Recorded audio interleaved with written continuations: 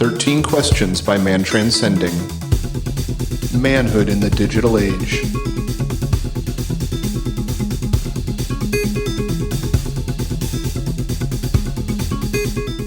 This week on 13 Questions, we'll be talking with Midnight Mike from our buddies over at the OBDM podcast. They got a great show over there. He's got some great answers. If you haven't signed up for the member section yet, this is a good one to do it because I think his Midnight Mike's bonus extension is about an hour long. The bonus questions and the reflection on the process of answering the questions and doing the podcast is quite extensive. Great answers, great content. So, I mean, it's worth, if you haven't done it yet, I feel you have. We're thankful for you. We love you. We actually got our first submission from our members only podcast, from our member podcast that he recorded his buddy that we're working on, seeing if we can clean up the audio.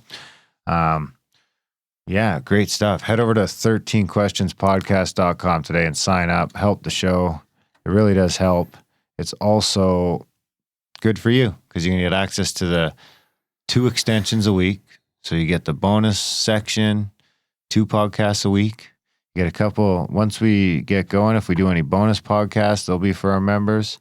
You get like it's only 2 for a week right now.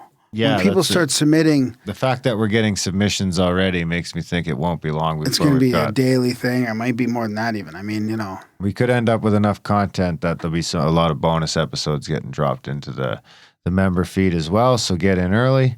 Exclusive contents from our affiliates, such as 5 different communication courses. We currently have license from TJ Walker that our members instantly get access to. Over 100 hours of content, couple $100 of value right there.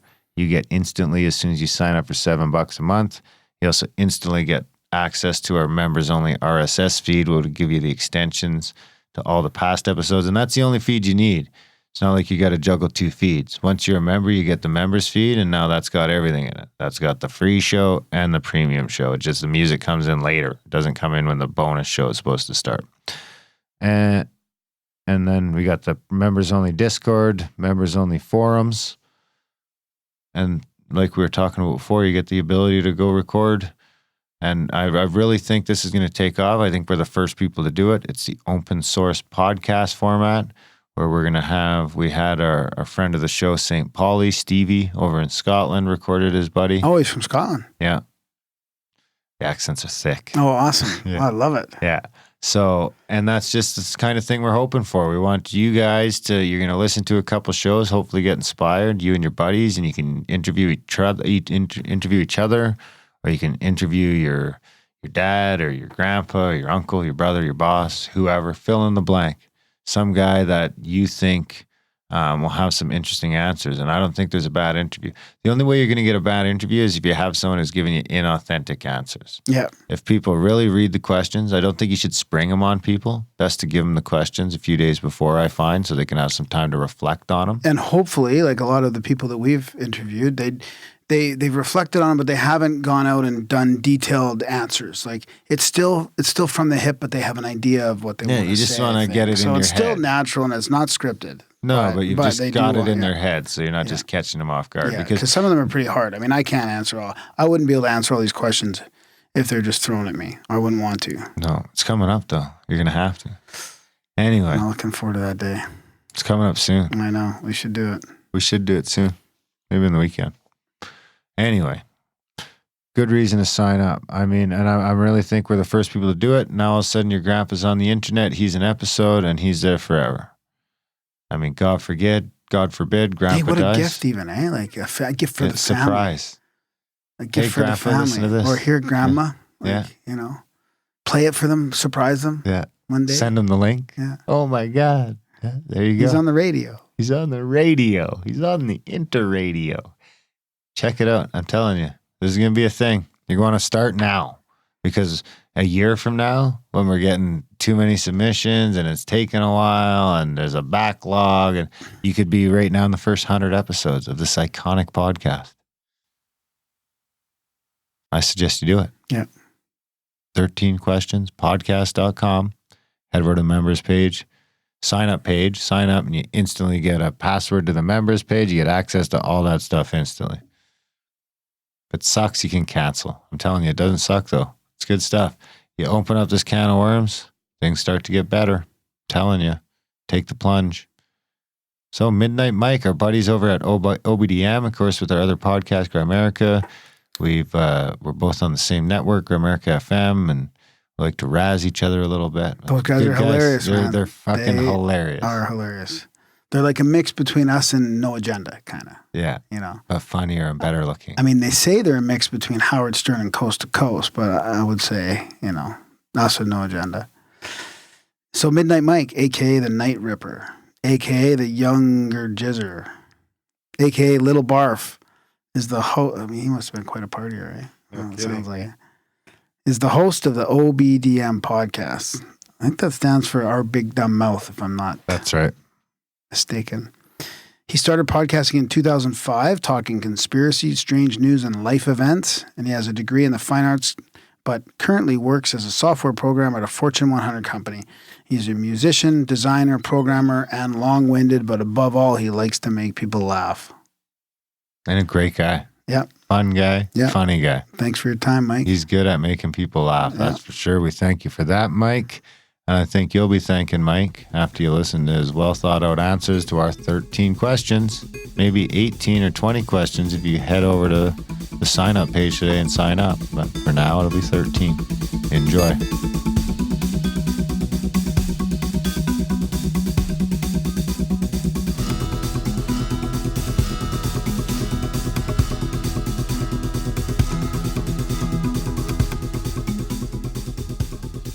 All right, welcome back to 13 Questions. We're going to be speaking tonight with Midnight Mike of our Big Dumb Mouth podcast. Welcome to 13 Questions, Mike. Hey, thank you for having me. I appreciate it. Well, you've had a chance to look over the questions already, so we can just dive on in if you'd like. Yeah, let's do it. All right, so the first question on the list, what was the best advice ever given to you? And would you modify it at all today? I'm not sure who told me this, but I guess it applies to creating things and anything like maybe in the art realm. And that advice is don't do it unless you love it, especially when it comes to creating podcasts or being in a rock band, which I was in for many years, is that if you got to do it and produce the type of things that you want to create for yourself and expect no compensation for it. Expect no monetary gain, because if you're not doing it because you love it and you're hoping that you're going to get famous or get rich, you're going to be incredibly disappointed. So make sure you do things that you really care about and are passionate about. And would I modify that advice? I don't think so. I kind of live by that, especially when doing podcasts. I do the kind of things that I enjoy, and I hope other people enjoy the things that I make. And I really don't expect any sort of compensation for it. It's nice if you get it, but you do it because you love it. Oh, it's great, because then you're only doing what you love too. It's not like you're going onto a grind. Yeah, I mean, I started. I guess when I was a teenager, I started making art in the realm of comic books. And I initially started creating comic books for my friends and for myself just to be silly and funny and study hall. And you don't, especially at that time, you have really no expectations of what the outside world is like, especially in the 90s. So I was initially just making stuff to make my friends laugh and to be silly and study hall. And that kind of carried out throughout the rest of my entire life. I'm 41 now, geez. And I still try to live by that. I'm a little bit more mindful of the audience, but I do the things I do because I genuinely like to do them. Besides, there's some things you're obligated to do at work and in your career, but on my own time and my hobbies, I do it because I like it. It's good. Now the second, what was the most important lesson you learned from your parents? Oh boy. I come from a very middle of the road suburban family. I have a father, I have a mother, I'm a middle child, I have an older brother and a younger brother. and I'm not sure if they taught me this or is this something I learned from observation, is that I think it's important for a kid to hear "I love you," and to hear that. I don't know how often, but maybe more often than I heard it. It's not that I didn't come from a loving home; I did, but I think hearing it from your parents is important. I come from a family where that wasn't really expressed. That I knew that my parents loved me. I knew that they cared about me and would always be there for me. But that "I love you" was never really shared between the parents and myself, or even my brothers. Maybe it's just a generation that my parents grew up in, like a baby boomer generation, kind of, or my parents were the sons and daughters of the people who fought in World War II, so they didn't openly express their emotions, and they certainly didn't share them with us. So the most important lesson that I learned was try to be more open with how you feel about the people you care about. Express that to them. Let them know how much you mean to them and how much they mean to you. It's something that I just learned by proxy, and I've tried to incorporate into my life. It's like, hey, if you love somebody, let them know. That's good. It's good advice. Do you have a book that's been most influential on your life? I've been thinking about this one. I probably have a few, but for different reasons. And it's kind of there's a couple. This might sound a little goofy, but one book that I read front to back was a history of video games. And I love video games. I had Pong growing up. I had Atari 2600, Nintendo, all the consoles. And I love the history of video games. I don't know if it's been influential, but I read it front to back. Another one was a book called Our Band Could Be Your Life.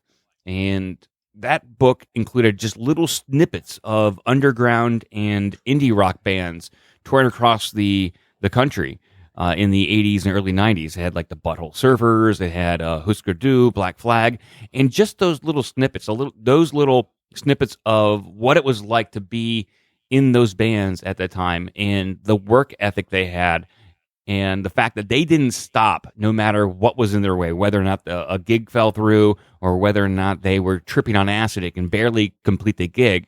They somehow managed to stay together as a unit to accomplish a goal, whether it was just making it to Vancouver, somewhere in Vancouver in the middle of winter, or like the Butthole Surfers tripping on acid for 6 months straight in New York City, and somehow still managing to eke out a living and surviving. It was that book kind of just illustrated. It's like, wow, there's a lot of people out there that choose to go down the path of maybe hardship, being an artist, regardless of being successful. I guess monetarily successful. That kind of goes back to my first point of doing things that you want to do because you like to do them, regardless of compensation. Our Band Could Be Your Life was like the second book, and then 1984 is a book that is a great. It seems like there are certain segments of society that are using 1984 as a blueprint, as opposed to a warning. And every so often, I'll pick that book up, and also Fahrenheit 451. I will pick that up and just pick out some conversations between Guy Montag and whoever else he's talking to. So those have been the most influential books in my life thus far. And the ones I will go back to over and over again and just kind of pick things out and continue to enjoy them. How long ago was the band book written? Was that something you read in your youth? I read it in probably my late teens, early 20s. I believe it came out in the mid 90s. That's amazing, because now Henry Rollins has gone on to be, just with that work ethic, really influential on people, but that's only as of late. Yeah, so the book, Henry Rollins wrote a book called Get in the Van, which is a tour diary, basically about Black Flag being on the road. This book, Our Band Could Be Your Life, kind of took this a similar approach, where it not only talked to like Black Flag and other indie rock bands, but also it includes some bands that were I guess more influential right around the grunge era, which is the early 90s or even late 80s. And they kind of took this a similar approach to get in the van, and it really kind of capitalized off of the indie rock and alternative band thing. And I'll have to look. I don't know exactly when it was published, but I believe it was the mid 90s. Nice. Well, the second book you gave, 84, that is one of my favorite books of all time. It's the only book I've ever technically stolen. When we were in school, we had the option of, if we lost the book, paying a $5 replacement. And I loved the book so much, instead of going to Barnes & Noble to buy one, I just kept the copy I had and paid the fee. Still have it. I love that thing. I've broke the binding. I love it too. I always go back and pick up on some little different snippet that I overlooked. I don't, when I read, sometimes unless I'm completely engrossed in it, I will gloss over some things, or I'll daydream. But that one I have read probably a few times. We have two copies of it here. Well, I own one and my fiance owns the other, and same with Fahrenheit 451. We each own our own copy. Yeah, classic books every kid should read. It's sad when you see them getting pulled out of the school systems. And it's sad when they are remade into movies that don't really live up to the content in the book. The movie with John Hurt, 1984, which I believe came out in 1984, maybe 1985. That's a really good interpretation of the book. But the most recent Fahrenheit 451 that was produced by HBO and starred Michael B. Jordan, that was abysmal. That was not anything like the book, didn't include the characters and the interactions, and I was just horribly disappointed. And the young people growing up watching it, it's nothing like the book at all. It's a total fabrication. Good design. Yeah. So, now the next.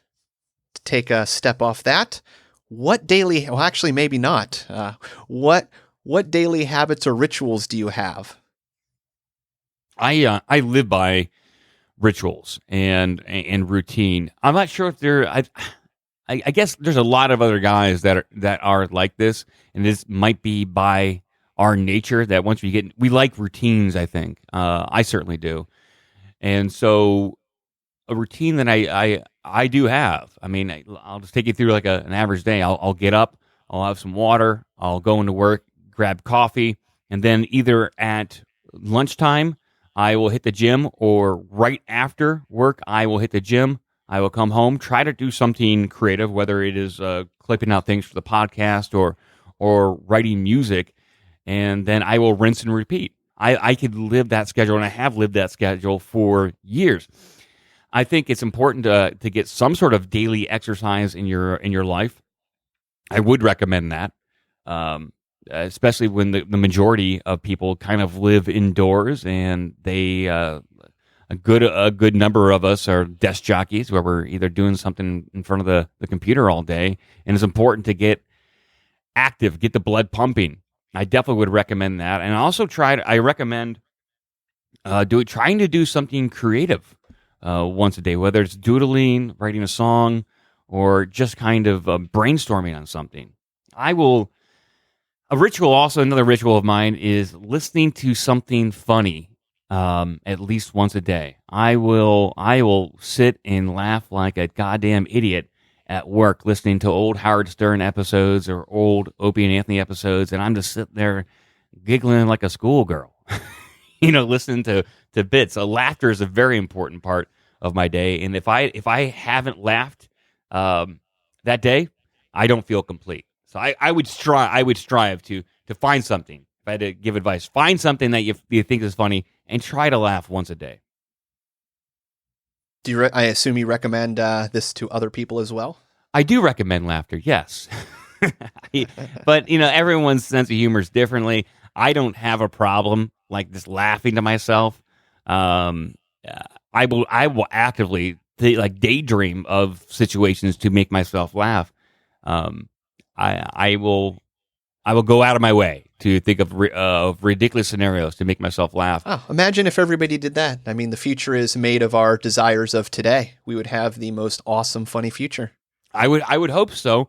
I hope that we go forward into a much more lighthearted and funny future, but it really doesn't seem like that. It seems like Now, people do seem like they're much more afraid to laugh, at least in public, at certain things that they view on the internet or even past content. That's things that were created in the 80s and 90s. But it makes the people who aren't afraid to laugh that much harder. Oh God, yeah. Oh yeah. I mean, that's why I do the podcast. I do. I want to try to make people laugh, talk about the subject matter we do, and see if we can find any sort of humor in there. And it's okay. It's okay to laugh. I mean, George Carlin built his career off of like kind of dark comedy, talking about hard truths and laughter. Talking about the more difficult aspects of daily life and trying to mold that into a situation where you can find humor. That's very important to do. It's how we cope as humans. If I were to ask your best friend, what is the one thing they would say you need to work on the most, and why? That is that I take on too much. I actually talked to my fiance about this, and she is my best friend. And I, initially was like, maybe it's that, I smoke, that's something that is bad, or I do eat cigarettes that's bad. And she was like, no, you take on too much, and you don't ask for help. And that is probably one of my greatest downfalls, is that whether it is podcasting, I take on too much in running the websites, developing the websites, doing the audio, or producing merchandise, and then volunteering my time to help other people do podcasts. And I take on too much, and I volunteer my time way too willingly. Meanwhile, I don't often ask for help when I need it. I got a big problem with that. I need to figure out how I can ask for help in a very succinct way. Because I don't want to put somebody out. I don't want to burden somebody with my problems. And I found this with Grimerica, why I'm here today. You like helping people out. You want to step in and you want to be there. And there's people out there that'll be there for you, I'm assuming. It's good advice, man. I hope, I try to, I'm trying to learn to ask for help better. Instead of like, here, take on this project. It's like, here, can you take care of this aspect of it? I'm not a very effective manager. I'm not. And that's one of those skills, that I have to learn how to delegate a little bit more concisely. It's one of those things I struggle with. I like to create things. I really do. But I don't often like to, or maybe I don't know how to effectively give someone a piece of work to do and describe what I expect the outcome to be. That's where I fail. I got to learn how to do that. I wish I could help you with that one, Mike, but I fall into that same category. Yes. So what are you most curious about? It's changed over time. Right now, I am most curious about the nature of reality. A few years ago, I would say 3 years ago on the podcast, I wasn't really too much into, I'll just use the term magic. But now I'm more curious about it because of how it can impact our lives and the power of thought, the power of positive thinking to possibly influence our reality to affect the outcome of what we expect. That's what I'm curious about now, the nature of reality. I don't know shit about quantum physics or mathematics, and I will digest it as the news comes to me, but maybe I really can't think about what all that means. But I will dig into some books that will go into the history of magic or rituals and a group of people and how their thoughts and intentions can impact our reality. I'm very curious about that. If you would have asked me the same question about what I'm most curious about when I was 15, it probably would be like, what do girls like? What does a girl really want out of a partner? But now it's changed. I'm getting much more philosophical in my I guess my curiosity. It's basically coming down to, what does it all mean now that I've reached middle aged? That's what I'm curious about. What it all means. and just posing questions about the nature of reality. It gets more and more confusing. The more you dig into conspiracy theories or paranormal events, and you initially might write off witness testimony. Now I'm more apt to believe it. I want to believe the people. I want to believe what they experienced and how they view the world, because it helps shape what our world is. The way they view it helps shape mine. So I'm very curious about it. Have you had any experiences that would fall under the quote unquote paranormal? Yeah, I have. I don't often talk about it on the podcast. I have, but I don't dwell on it. When I would say 13, 14, I was on vacation with my family in Myrtle Beach, and I was in one bedroom, and then across the way was my older brother and a friend he brought on vacation with us. And I heard rumblings, like it almost sounded like people talking. And so I was like, what the hell's going on? Are they out in the living room kind of watching TV because they couldn't get to sleep? I got up, went out into the living room, and across the way, I saw them leaving the living room. And I was like, I thought you guys are out here. And they're like, no, we heard voices coming from the living room. And my brother's friend, Mike, said, I saw the ceiling ripple, and it sounded like there were two guys talking right outside of our room. I was like, this is weird. We were kind of freaked out at that point. The next day, we told our parents, and that following night, I slept in the living room. My mom slept in the room I was in, and she said that she, in turn, heard children laughing, and it sounded like it was coming from outside the room. So there were multiple different people in that vacation house near Myrtle Beach that experienced and heard something paranormal. Then years later in college, I was in my dorm room within the first couple weeks, and I heard whispering coming from the corner of the room. And I was like, okay, I'm just going to turn up the music because we were falling asleep to some music. I had a roommate at the time. It was a very small room. So I turned up the music, so I thought maybe I was just too high on pot or something like that. And it's like, oh, I'm hearing whispers from the corner of the room. And so I turned up the music so it would drown it out. Then as I laid my head down to the pillow, I heard whispering coming through the fucking pillow in my ear. And that freaked me out.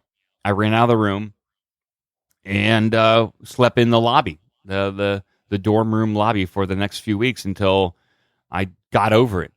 But there were various other occurrences that happened while I was in that room, ranging from a big shh right behind me as I play guitar in my dorm room, and various other little paranormal things like towels being moved or art boxes being thrown off of my bed and landing on the floor. Just crazy stuff like that. I like it. I asked specifically about that because I've wondered myself if paranormal events like that don't give you the keys to unlocking yourself from other people's beliefs, and maybe there's power in that, like a placebo effect. It's amazing that you can have an experience that other people would discount because they never have it. But once you have it, well, this is a door that is flung wide open in reality. And then how many other things can you unlock about possibilities around you? So that's good. That's a good answer, my friend. What was the most embarrassing experience of your life? There's a couple probably. But the most embarrassing, it was probably when I was in high school. I think I was 17 or 18. And there was a talent show at the high school. And inevitably, you have to try out for the talent show. And a couple of my friends were in a band. They were going to perform an AC/DC song, I think Thunderstruck. And they knew I was into like punk rock. I wanted to be a singer or join a band. And they said, "Hey, Mike, how about we'll learn we'll learn the song Anarchy in the UK by the Sex Pistols, and you come up and sing it." And I said, "Okay, sure. This sounds great." At the time, I was really into punk rock and really wanted to be in a band. There's nothing I wanted more. And so, come time of the tryout, I got up on stage. They started into the song. And mind you, it was just other people that were also trying out for the talent show the band director who had to give the check mark on whether or not you're good enough to be in a talent show, and a few other stragglers watching. I got up on stage. It's the first time I was ever on stage, the first time I was ever going to sing in front of anybody. And as I opened up my mouth, I probably got 5 words into the song, and I got horribly uncomfortable. I dropped the microphone and just kind of really walked quickly off the stage and left and drove home. And I heard later, they're like, "Mike, what happened to you? We were playing a song, and next thing you know, we looked up and you weren't there." And I was like, I couldn't do it. I was so embarrassed about performing. Like during that, like when I was trying out, I was like, "Oh my God, I'm gonna sing this song in front of the school, and I'm going to be the all eyes are on me." And I just got extremely embarrassed and walked off stage. I couldn't do it. I mean, that was a horrifying experience for me. I wasn't prepared to be in a band at that time mentally. As the years went on and on, I got more comfortable with performing in front of people. I don't think I feel as much embarrassment as now, being 41, as I would doing as a 17-year-old. Do you think it was an important experience? Yes, it was. It was definitely a hurdle to overcome. I don't know what it was. I knew I wanted to be in a band and I wanted to perform in front of people, but at that time it just didn't feel right. I just felt embarrassed. And there are other times where I embarrassed myself, whether it was like asking out a girl in front of a bunch of people and being turned down. That would be an embarrassing experience, or looking back on certain gigs that I played where I should have been embarrassed, but I wasn't at the time because I was too inebriated. But yeah, I think the embarrassment of performing and putting yourself out there, that decreases over time if you do it. The first gig I played when I was in a heavy metal band in college, I was probably embarrassed, but I had the guitar in front of me and an amp blaring behind me, and that lessens the embarrassment because you have this barrier in front of you, the guitar, and a wall of noise behind you. Nice. to disguise whatever embarrassment I may have had while singing.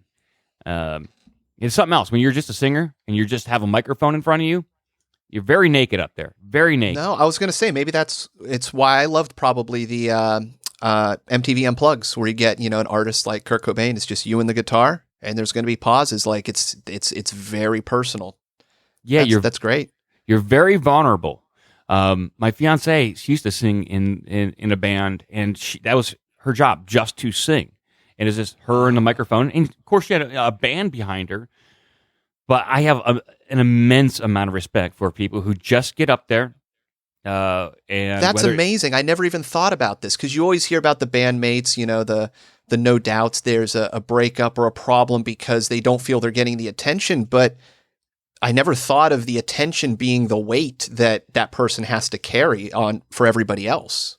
It requires an immense amount of vulnerability to put yourself out there with just you in the microphone, and there's all eyes on you are on you by default because you're the one opening your mouth and saying something. So, yeah, I learned a lot about you being up there with the microphone and just you, especially with stand-up comics. They don't have a backing band to carry any sort of the dead air, so to speak. It's up to them to fill the entire attention of the audience.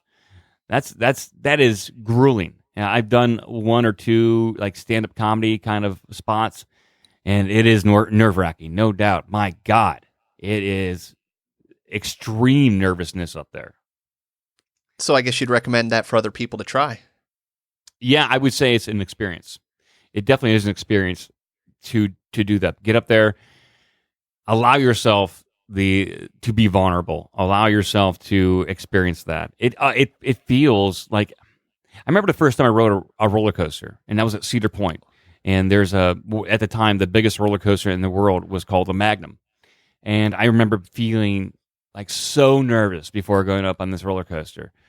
and then go maybe 15 years ahead. And my first time I went on stage by myself to do a stand-up gig, I felt the exact same way, if not like magnified way worse, because I knew this might dovetail in then. What's your greatest fear?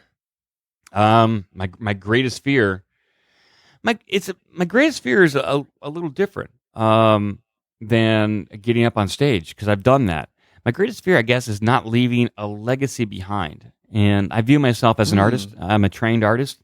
I have a degree in the fine arts, and I don't have kids. I don't have a legacy. So I guess my greatest fear is not. It might sound egotistical, and it probably is not leaving a legacy behind that is cited and or respected. Not leaving like a body of work behind that I'm proud of. And that is very egotistical to say, like, oh, I'm going to be forgotten. Everything that I've done is just going to go out there in the ether, and no one's going to care about it once I'm gone. Yeah, I don't know if it's a fear, it's a worry of mine. And I guess when I'm dead, I'm not really going to give a shit either way. But as of right now, I'm trying to build something that I'm proud of, and say I can point to that. That's who I am. That's what I was, and it is a fear of mine. It probably. If you do you imagine if Leonardo or Picasso had that fear? Yeah. I mean, I'm not sure how they but you know what I mean? Like at the end, like that, it still may come even after you pass. To worry about it is only logs on your fire today. Yeah, it might be a silly fear. I used to fear that I would maybe die alone or never find true love, or something like that. Those are the quandaries that I probably would have. So have you done anything to overcome it? The legacy, the fear of legacy. Mm-hmm. I don't know how to combat it, because it's a fear that only culminates when I die, and I can't quantify it, and I can't do anything about it other than to continue to create things right now and continue to put out content that. Nice. So it's part of your drive. It's part of my drive to just make things. So I guess the fear will only be realized when I die and I'm a spirit floating around looking down. Because right now it can't be realized. Maybe if you come back, you'll get to download all those old episodes and enjoy yourself again. I thought about that because of reincarnation, and you hear stories about kids that will have memories of their previous life, and they'll tell their parents about it. So if I do get the opportunity to reincarnate, maybe I'll tell my future parents, like, hey, my name was Midnight Mike, and I was on a podcast. And then they'll look it up, and they'll find a digital archive of who I once was, and I'll get a chance to listen to myself in a new body and new mind and new consciousness. It'd be weird. It'd be like a weird kind of surreal. It's crazy. That's a new thing. It used to be documents. Going forward, that might be the real thing. If it gets found out, who knows? It might become a normal thing to society to become completely transparent online, so that you find that reattachment. Yeah, it's almost like there's that show Altered Carbon on Netflix, where you can remove your consciousness and put it in a new body, and it just kind of builds and builds over time. We might be at that point right now where you can build that history and your chronicle, where it can be downloaded again by your future reincarnated self. And to be the first one to utilize it, you wouldn't even know you're utilizing it. Yeah, I mean, essentially, over the past, I think, 11, 12 years that I've been doing the podcast, it has been a reality show. When you do a podcast and you talk about your personal life and what's going on, you're making a reality show. And when I moved from Columbus, Ohio to Phoenix, Arizona, I went back through some of the archives to upload some stuff because I wouldn't be able to do regular shows. And I went back and listened to episodes that occurred like 8 years ago. And I was like, my God, that was going on at the time. Or I talked about when Ron Paul was running for the presidency of the United States back in like 2007, 2008, and what was going on in my life, who was on the show, the first time my co-host Joe called into the show. These little snippets of my reality that you couldn't remember on your own. They're just buried because they just go out in the ether. You only have so much hard drive space in your head, and you get And that's your memory amazing. jogged. An astute fan may remember more details of your life than you do. Absolutely, they do. I'll get an email every now and again. You said this like even a couple years ago. I was like, I don't remember. I don't know. It is a weird experience. It's wonderful, but it is weird. Yeah, I don't think a human is meant to remember this much stuff. I don't think a human is supposed to consume this information, as much information as we do. But here we are. What quality do you most admire in a man, and why? There are certain people, I guess, certain guys that I know that, at least on the surface, just don't give a shit what people think about them, or they can just kind of operate and not really care about what people might think about what they create or do. And I guess I appreciate that. I'm the kind of person that I'm hyper aware of what people say or criticize or have criticism about a certain item that I do. And I've learned over time to deal with criticism. That's one of the things you got to do when you go into art school is learn to take criticism. So I admire that, people who do that effortlessly. It's something that I didn't learn how to do very early on in life. And so I admire that. People that just let things roll off their back. And it's one of those learned skills. You have to learn what criticism you really take to heart versus you just kind of get rid of because it's not very useful at all. I mean, please don't read YouTube comments. You got to learn how to read YouTube comments. So I don't often admire certain quality. Oh, you know what? I do admire a man who knows how to dress himself. I do admire that. I struggle with that, especially being in corporate America. Success and going up the corporate chain really does hinge on how well you can put yourself together. And I admire a man who certainly knows how to dress himself because, God, I don't know how to do it. I need a woman around me to tell me what looks good on me and what doesn't. You'd imagine having an art degree, I would be able to put certain pieces of color together on myself when it comes to attire. I can't. No, I don't know how to do it. Interesting. I like it. They actually make, not necessarily for color, but for perception. Like you can style your hair in a certain way and you go, oh, I look a little more aggressive today. Maybe I won't do that. There is something with the left and right hemispheres of the brain where if you reverse an image, it'll look different. And they make mirrors that they're like $300 something that do a real world physical reversal so that you can see yourself as reflected from others. So that might give you some, at least, bearing on why you might have that perceived difference. Yeah, I didn't know about that. That's pretty interesting. Yeah, because you're looking at yourself in a mirror. That's not how other people see you. So you turn your head a certain way or that. It's not like I'm obsessed with my looks. Obviously I want to look good and presentable when I go. No, but what it into the means office. is that looking at if you were to see yourself outside, or if you just reverse the image on your webcam, you might go, "Oh yeah, I do look a little different." Yeah, and it's perception, like you said, walking up the corporate ladder. It really does matter if your tie matches. If your shoes are scuffed, that might prevent you from getting a job. Yeah, who wants the real estate guy that's not driving the Ferrari? It's weird. It is. I mean, it's not like I'm obsessed. I mean, I like the jobs. I work in IT. I like the jobs that I have worked thus far in IT. But ideally, you want to make a little bit more money so you can have a little better of a lifestyle. And in order to do that, you definitely have to look the look. And that's one of those things where I have struggled with. It's not like I'm a slob, but wearing a blazer with a certain shirt can make all the difference in the world versus going in there with just a collared shirt. I need some guidance there, big time. So who were and or are your role models and why?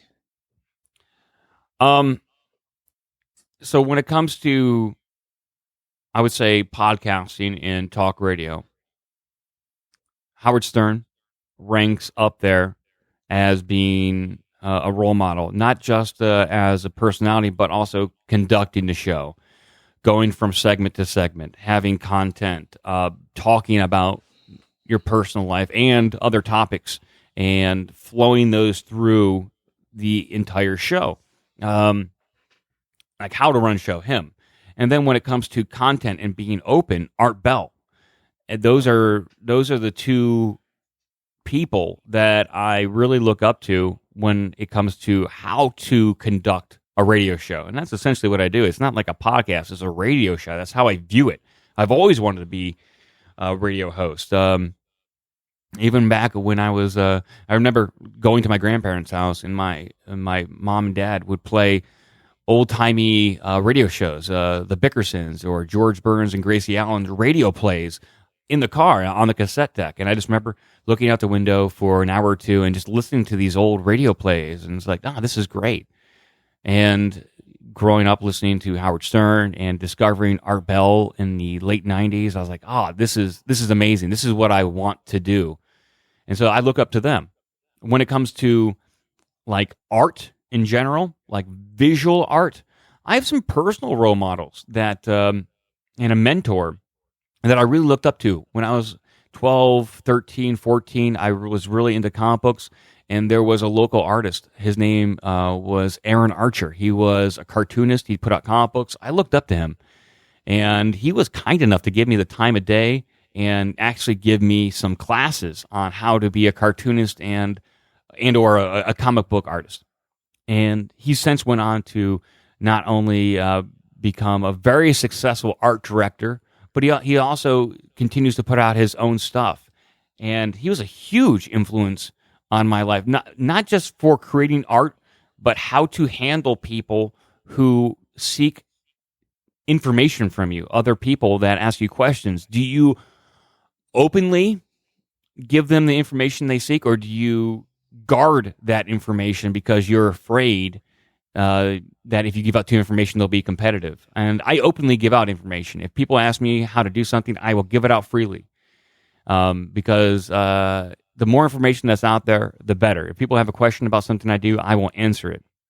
And Aaron Archer taught me that. Just be nice. If someone has a question, try to help them out. Because who knows? They might come back down a little later in life and help you out too.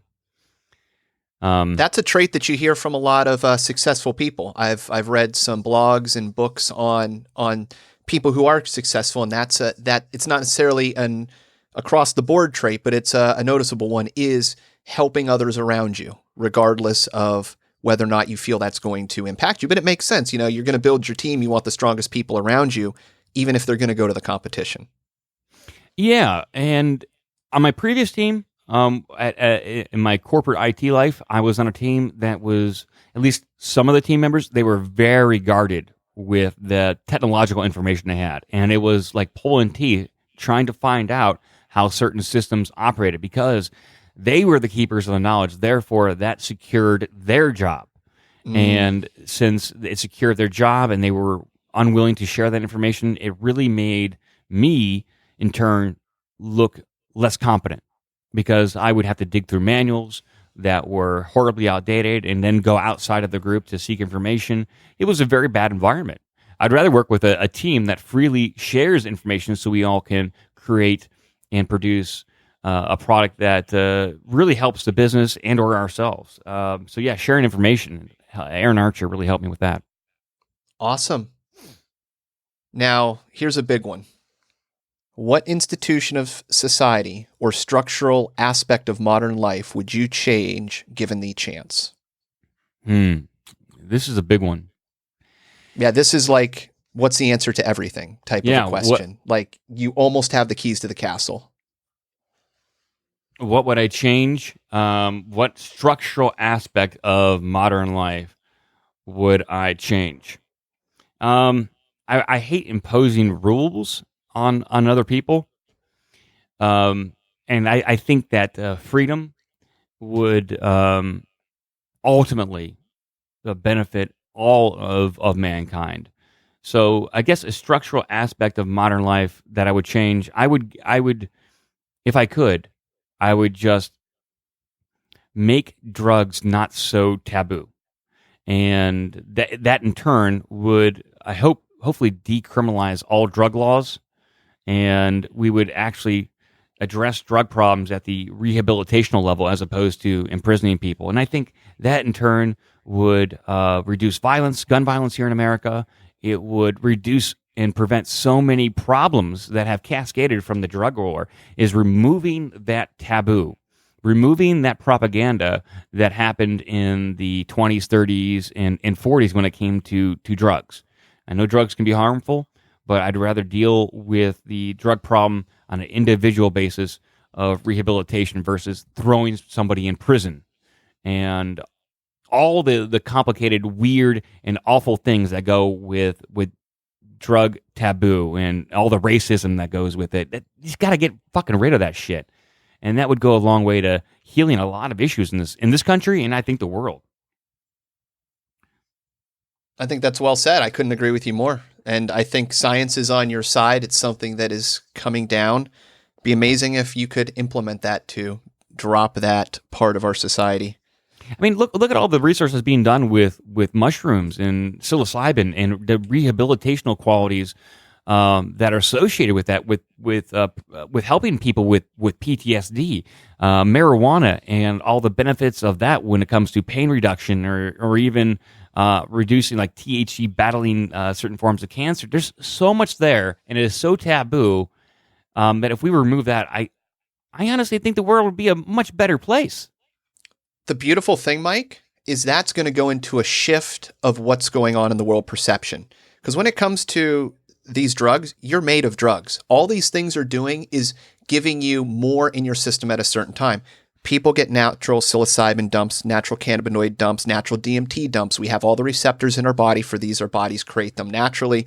The science is coming forward on DMT and some of these other things as to when they're released, but we have the evidence to show that. So it's very strange that we say, no, you can only have this drug if you produce it naturally. So some people can go through meditation and have an amazing trip. And then there's other things like DMT, which is in your food everywhere. It's in the environment, but your body has an enzyme to keep you from digesting it or from, so you're not tripping all day. Mm-hmm. So we have these very weird taboos on things that our bodies have receptors for that the science is showing, I love that view that you have there because it really opens up the door on just world perception, health, and people. With the DMT stuff, I love going on YouTube and listening to people's personal experiences about taking DMT and what they discovered, what they have encountered. And I'm on and this is why the nature reality, my curiosity of it is so big for me. It's like, it almost seems like the DMT, it unlocks the paranormal version of yourself. And you're able to interact with it, and it taps into whatever kind of reality API, the universe API. So we're able to interface with the holographic universe on a machine level, like at the bare bones level. It's like if we were able to if you're able to transport yourself onto the microscopic level of a circuit board of a computer, and you're able to go around from circuit to circuit. You're getting closer to the source. You're jumping onto the command line, or you're jumping onto the circuit board, going to the processor instead of sitting here on Netflix. Exactly. Yes. Nice. What is the most courageous thing you've ever done in your life or seen? I had to think about this for a little bit. I don't know if I've ever seen true courage or if I've been truly courageous myself. Back in, I would say, grade school, from, I would say, grade 1 to grade 6, I was bullied relentlessly. I had, starting at a very young age, I had a speech problem. I had to go to speech class for 6 years, so I would be made fun of for my speech. I had huge, like, metal glasses, and then starting in the 6th grade, I had retainers and braces. And in 6th grade, it really kind of culminated. I was being picked on by everyone, not just like the standard bullies, but then people saw that I was basically a mark, and then other people who were not normally bullies would take the opportunity to bully me. And I just got sick of it. And so I started fighting back, physically fighting back. I would, as soon as I thought that I was being bullied, I would just start punching somebody. And it was at the drop of a hat. They could have said something to me that I felt was out of line or it was going to snowball.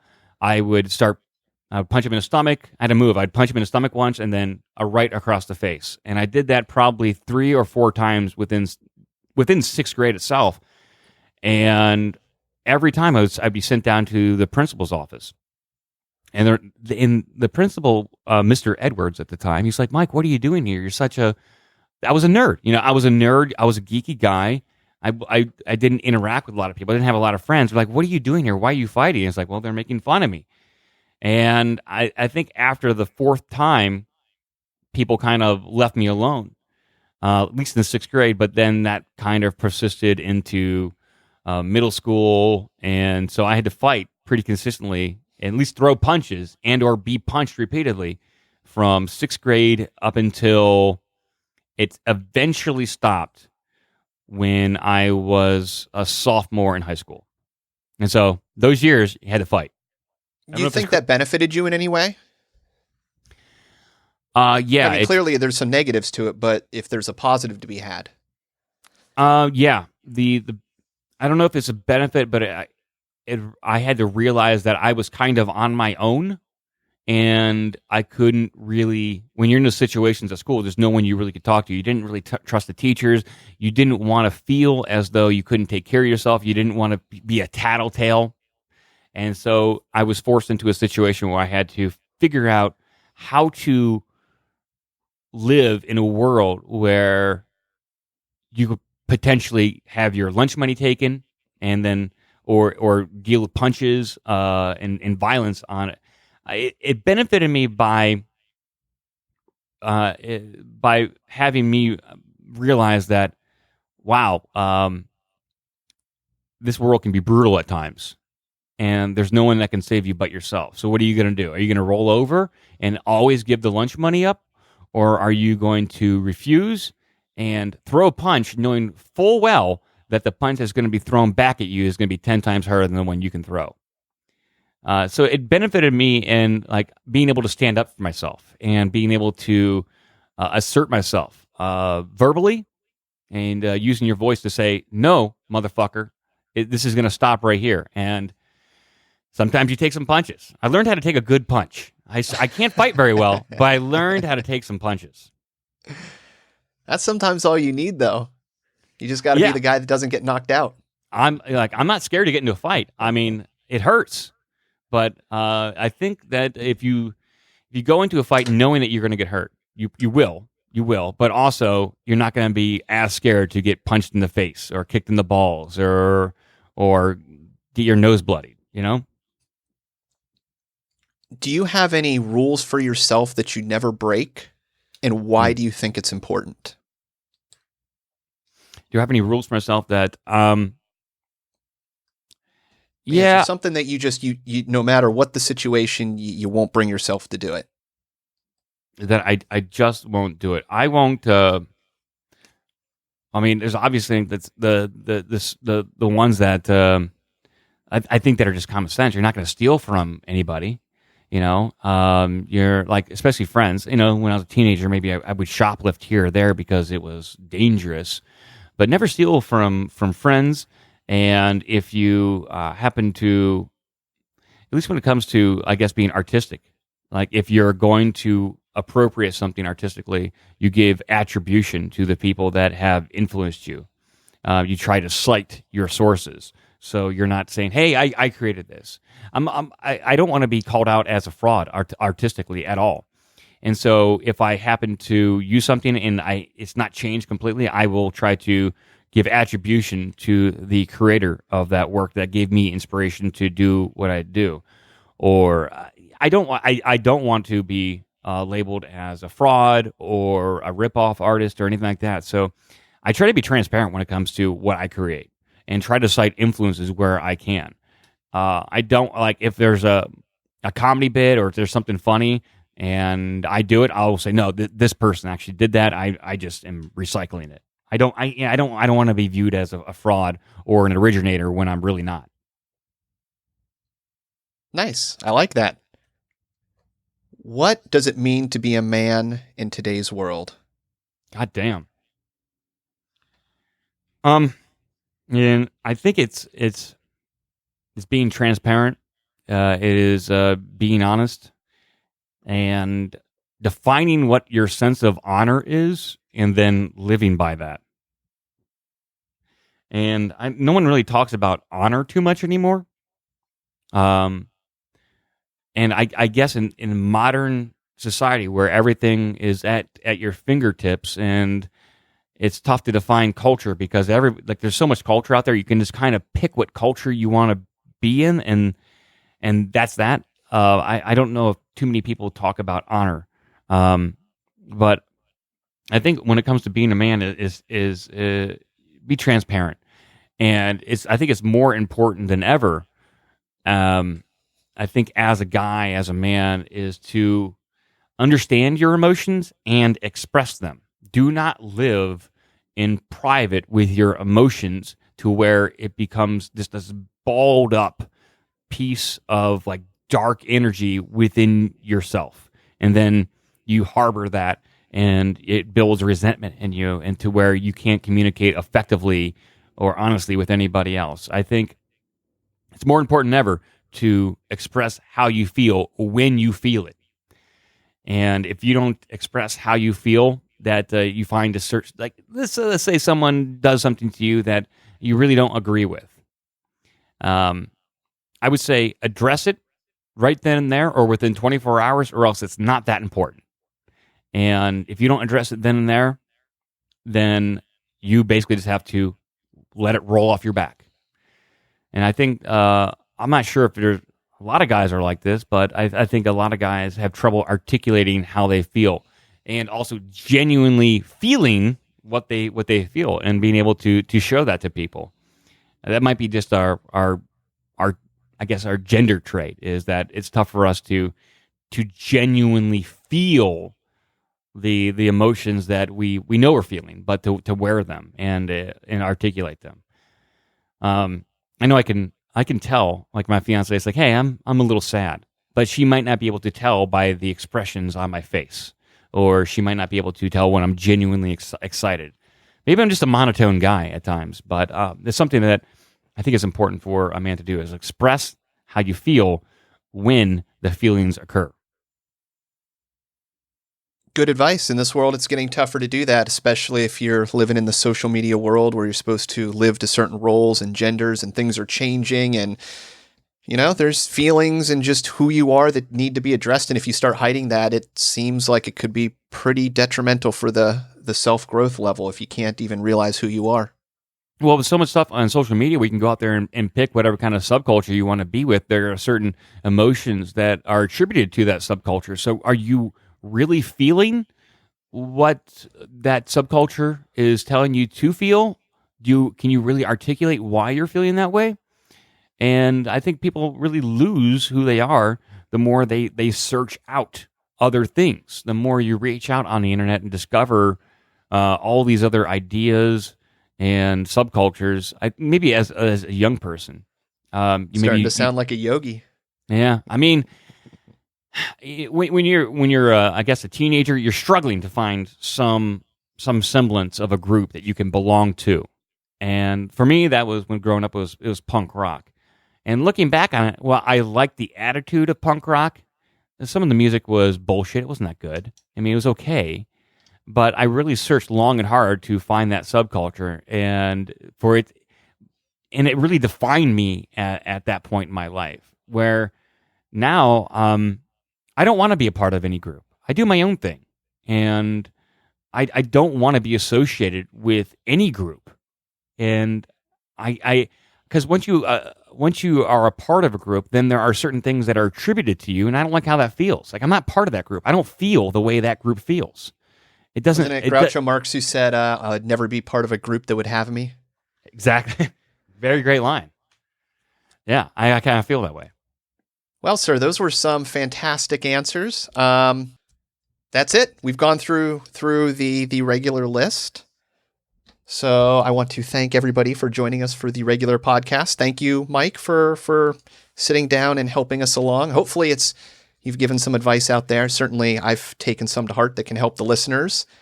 And if anybody wants to know more, they can go over to mantranscending.com. You can become a member. You'll get access to the premium podcast. That's going to give you writing courses. You're going to get to listen to the episode bonus questions and follow-ups along here with Mike, which we'll continue as soon as we're done here. So thank you, Mike. Thank you so much for joining us. Thank you, Adam. I really appreciate you inviting me on. I had a great time. Thank you. All right, now we can get into the extra questions if you would like, sir. Yeah, let's do it. All right, welcome everybody back. This is the bonus round. We've got 5 questions and some follow-up extras. Thank you guys for listening. Here we go. All right, Mike, what would you tell your teenage self? I would tell my teenage self that you will eventually find love and a girlfriend, and don't feel obligated to have sex. Don't feel pressure to have sex.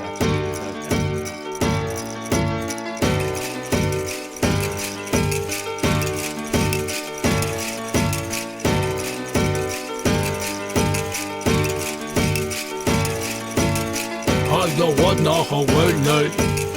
I don't wanna hold night. No what? I don't wanna hold night. I don't wanna hold night. No what? I don't wanna hold night. I don't wanna hold night. No what? I don't wanna hold night. I don't wanna hold night. No what? I don't wanna hold night. I don't wanna hold night. No what? I don't wanna hold night. I don't wanna hold night. No Why what? is one man rich and another man poor? Why we ain't satisfied? Why we gotta have more? Why your suicide rates on the rest so high? Why I tell you the truth but you say don't lie? Why is being a good father at an all-time low? Why is it acceptable? Yo, why I don't know. Why she blame him and he blame her? It's useless. Ask yourself this question. Why you making excuses? Why do parents gotta bury their kids? Why we text and drive, not caring how scary it is? Why it's so hard to forgive and leave the past behind? And if you did, then that's divine. Why don't you help your brother when you see him fall? Why do we act like God don't see it all? Why do we call them black, them white, them Asians and use labels? Now that's racism. I don't wanna hold night. Why? I don't wanna hold night. No what? I don't wanna hold night. Why? I don't wanna hold night. No what? I don't wanna hold night. Why? I don't wanna hold night. No what? I don't wanna hold night. Why? I don't wanna hold night. No Why is what? there innocent people locked up for life? While some people can't say nothing nice. Why do we always gotta question what all of it means? And why won't you follow your dreams? Tell me why. The night when you took my dad, why'd you let me see my grandpa cry? And tell me why. And why do you choose to hide, even though you was born to fly? And tell me why. And why don't we turn from all the hate? And why don't we learn from all mistakes? Why do I keep on wrecking these fat beats? And teachers don't make more than professional athletes? And why? And why? And why? And why? And why? And why? I don't wanna hold night. Why? I don't wanna hold night. No what? I don't wanna hold night. Why? I don't wanna hold night. No what? I don't wanna hold night. I don't wanna hold night. No what? I don't wanna hold night. I don't wanna hold night. No what?